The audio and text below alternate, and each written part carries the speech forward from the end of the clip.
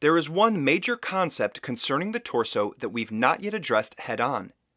It's crucially important to understand that we want the ribcage to be high above the pelvis.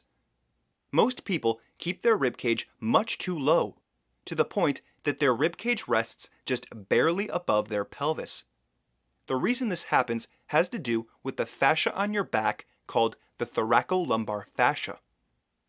If we recall what we've learned so far, we know that most people are rotating both their ribcage and their pelvis. The result is a bent torso. When your torso is bent, your torso is shortened. The ends are brought closer together. So your thoracolumbar fascia, which goes up and down the length of your spine, is made slack.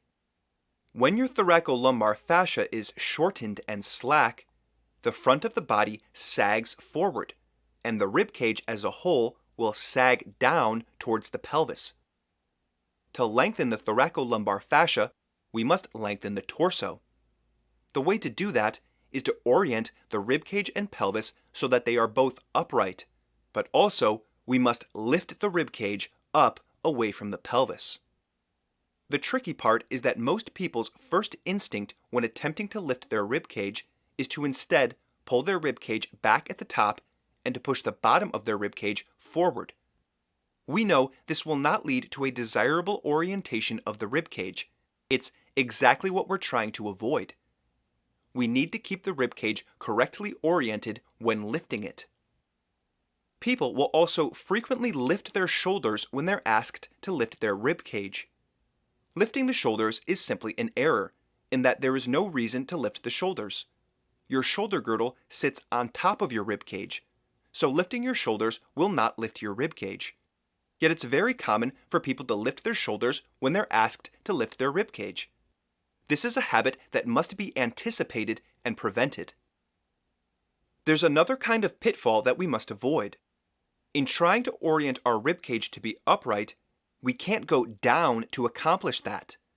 Because even if we do manage to get the front of the chest to appear more flat that way, we will have problems in the lower back and elsewhere.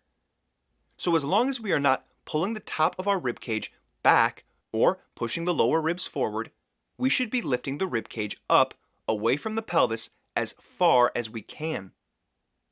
The final consideration we will examine today is the back line. As we've seen, most people have a hollowed out lower back. That is, the bend that is caused by their shortened torso. We would instead like to see a back that is flat from just above the glute muscles to the height of the lower sternum. Above that point, the back should curve forward into the neck.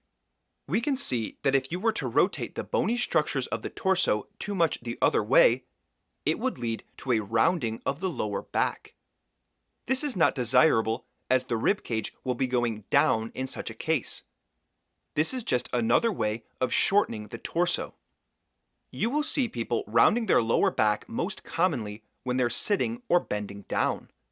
It seems that we can easily switch between these poor postures, and the reason is that these are the two extremes that are possible when your fascia is limp.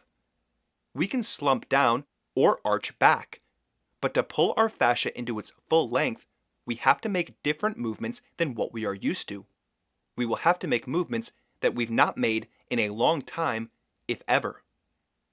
This is why learning to consciously control your torso is so crucial. You won't accidentally move into good posture. You can easily go from one bad extreme to another bad extreme, but we don't need extreme shortening no matter which direction we're shortening in. We need extreme lengthening. For most people, any amount of lengthening will feel extreme at first, because it's so counter to their habits. Lengthening the torso is something to experiment with. You may not be able to get much lift on your first attempts, but don't be afraid to mess up. You can learn from your mistakes. It might surprise you how high you can lift your ribcage up away from your pelvis, but you will never know unless you are willing to try and try again after failing to succeed. The last thing we can recall about this back line is that we want it to be behind our heels, about 1 fist's distance, so that the weight of the torso can pull the IT band into its full length. We now have quite a variety of parameters to consider when attempting to improve the condition of our torso. But we've just been talking about the torso when it's stationary, in sitting or standing. What about when we start to move?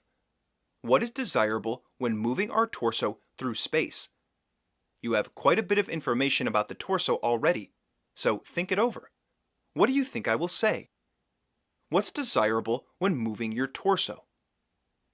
Tune into the next episode and join me on another journey.